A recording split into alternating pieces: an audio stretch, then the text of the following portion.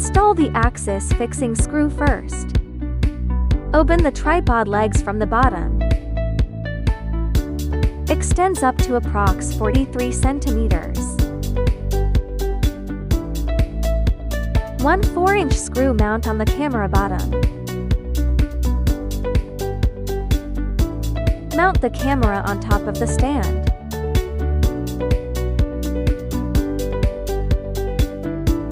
Place the camera in the upright position. Landscape streaming setup completed. Ready to go live. For vertical streaming, mount the camera sideways. Adjust to a 90 vertical position. Then rotate the image 90 in the streaming software. Adjust the height and angle for vertical streaming. Make sure the camera icon faces forward to ensure proper camera adjustment and tracking performance.